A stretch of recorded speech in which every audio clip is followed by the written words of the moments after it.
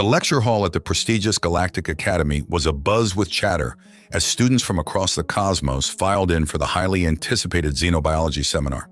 Among them was Aylaria, a striking blue-skinned humanoid from the planet Azuria. With her iridescent hair and piercing violet eyes, she stood out even amidst the diverse crowd of alien scholars. Aylaria had always been fascinated by the peculiarities of alien species, but none intrigued her quite like humans. Those strange pinkish bipeds from a backwater planet called Earth had only recently made contact with the wider galactic community, yet they were already making waves with their rapid technological advancements and unpredictable behavior. As she took her seat, Aylaria couldn't help but overhear a group of human male students bantering loudly a few rows ahead. Their boisterous laughter and crude jokes made her cringe inwardly. How could a species so primitive and uncouth have gained admission to the academy? The room fell silent as Professor Rogzax, a wizened old reptilian, slithered up to the podium. "Greetings, students," he rasped, his forked tongue flicking out to taste the air. "Today we will be discussing the reproductive habits of various sentient species. We'll start with a rather peculiar case study: humans." Aylaria leaned forward eagerly, her pen poised over her notepad. Finally, she would get some answers about these perplexing creatures. "Now, as you all know," Professor Rogzax continued, "most advanced species have evolved to have specific mating seasons or cycles. This allows for efficient reproduction and ensures the survival of the species. However, humans are quite different." He tapped a button on the podium and a holographic image of a human male appeared, slowly rotating for all to see. Aylaria couldn't help but blush at the sight of his muscular physique, so different from the lithe, graceful males of her own species. "Human males are unique in that they are always fertile," Professor Rogzax explained. "They have no mating season and are constantly driven to seek out mates. This insatiable libido is thought to be a result of their high testosterone levels and aggressive nature." Murmurs of shock and disbelief rippled through the lecture hall. Aylaria's jaw dropped open. Always fertile? Constantly seeking mates? It seemed too absurd to be true. "But Professor," a tentacled student interjected, "wouldn't such constant mating drive be detrimental to their species? How do they find time for anything else?" "Ah, excellent question," Professor Rogzax nodded. "While it may seem counterintuitive, this constant mating drive has actually been a key factor in human success. Their aggressive, risk-taking behavior has allowed them to explore, innovate, and conquer at an astonishing rate."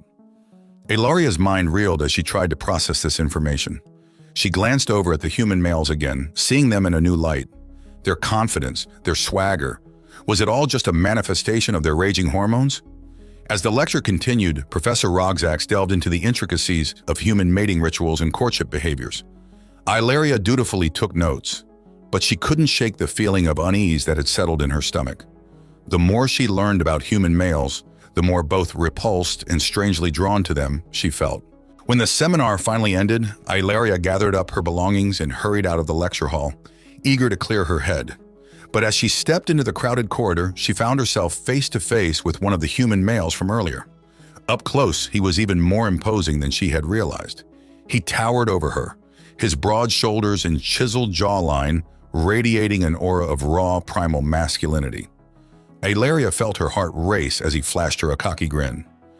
"Hey there, Blue," he said, his deep voice sending shivers down her spine. "Name's Clark. Couldn't help but notice you staring at me during the lecture." "Like what you see?" Aylaria's cheeks flushed a deep indigo. I wasn't staring," she stammered, trying to regain her composure. "I was just taking notes."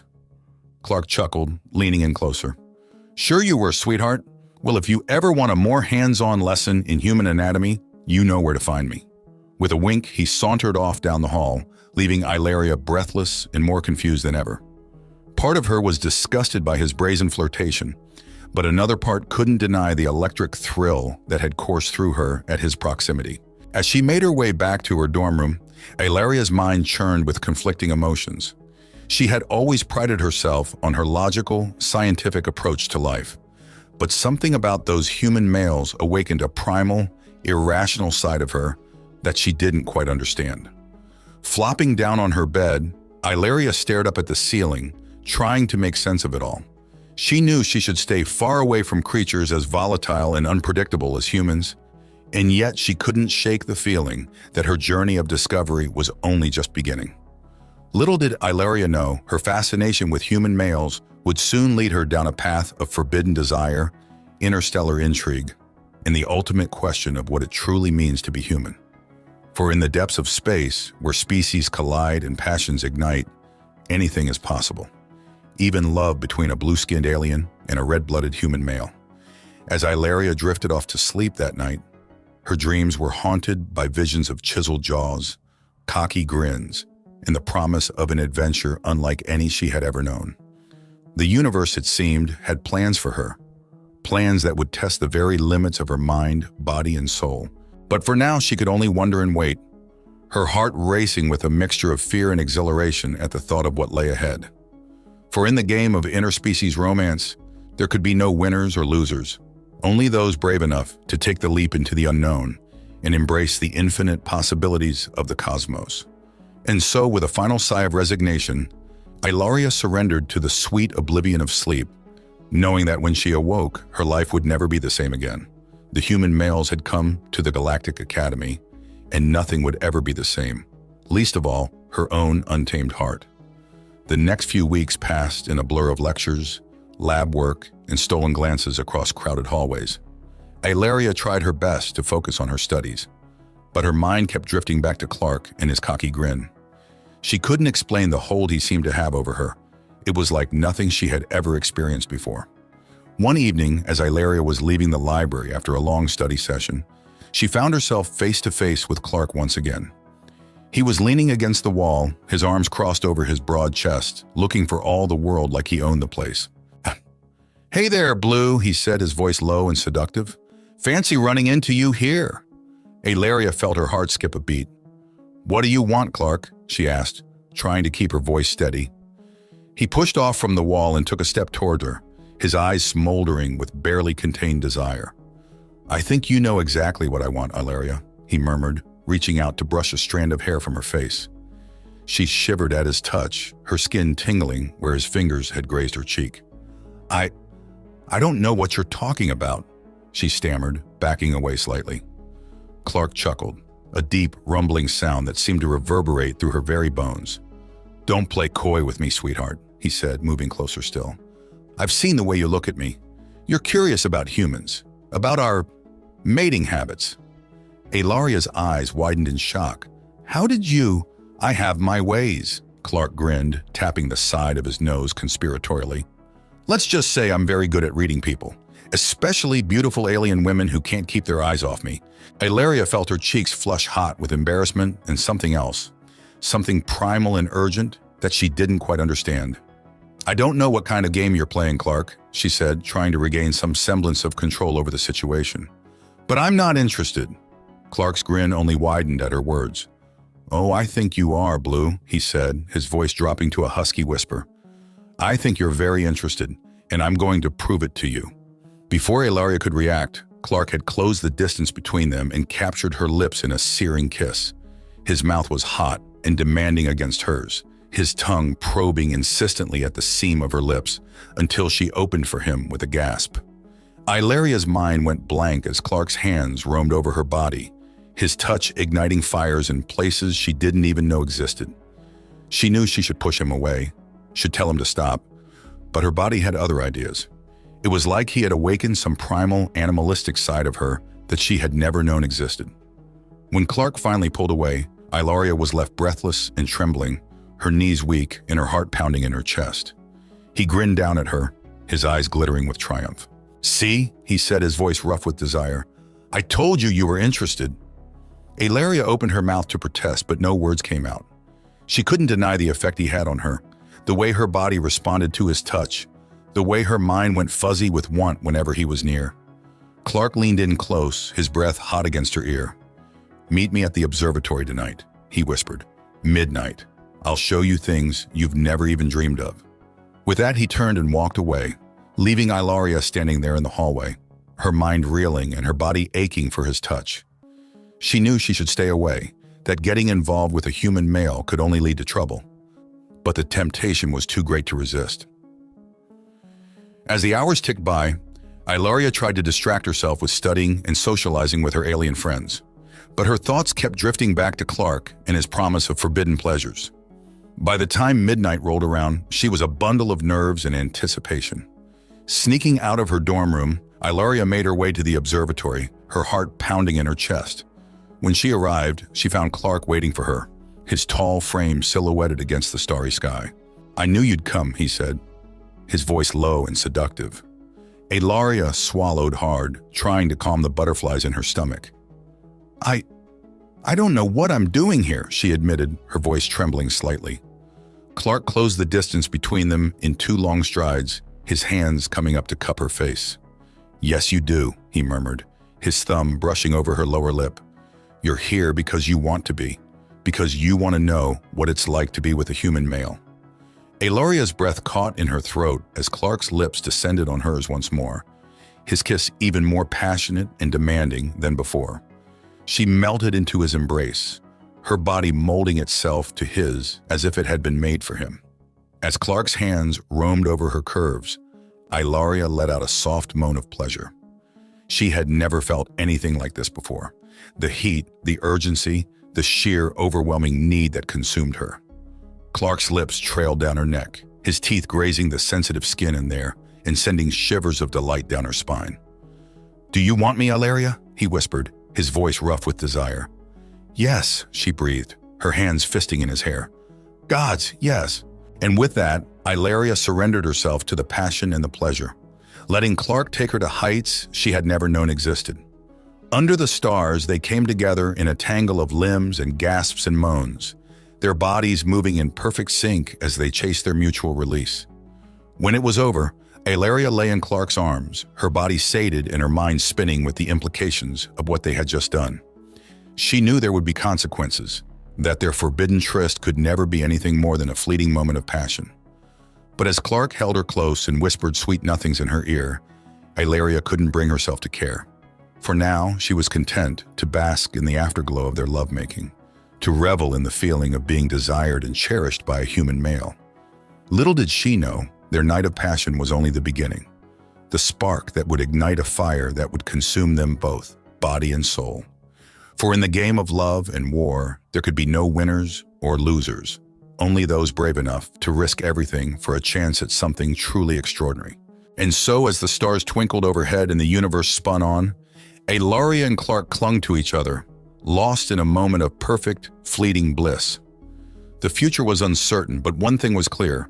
They had started something that could never be undone, and the consequences would be felt across the galaxy for years to come. In the days that followed their passionate encounter, Aylaria found herself consumed with thoughts of Clark and the mysteries of human male physiology.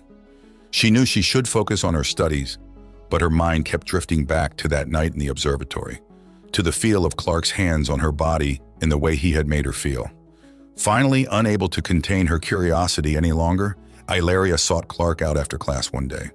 She found him lounging on the quad, his long legs stretched out in front of him as he basked in the warm sunlight. "Clark," she said, her voice trembling slightly as she approached him. "Can I ask you something?" He looked up at her, his eyes crinkling at the corners as he grinned. "Of course, Blue," he said, patting the grass beside him. "Have a seat." Aylaria hesitated for a moment before lowering herself to the ground next to him, her heart pounding in her chest. "I've been thinking a lot about what we learned in xenobiology class," she said, trying to keep her voice steady, "about human male physiology." Clark's grin widened, his eyes sparkling with mischief. "Oh, have you now?" he teased, leaning in closer. "And what exactly have you been thinking about, sweetheart?" Aylaria felt her cheeks flush hot at his proximity, but she forced herself to press on. "Well, I was wondering, is it true that human males are always fertile? That they have no mating season?" Clark chuckled, his breath warm against her ear. "It's true," he murmured, his voice low and seductive. "We're always ready and willing, Blue. Anytime, anywhere." Aylaria shivered at his words, her body responding instinctively to his nearness. But how is that possible?" she asked, her brow furrowing in confusion. "Doesn't it get exhausting, constantly seeking out mates?"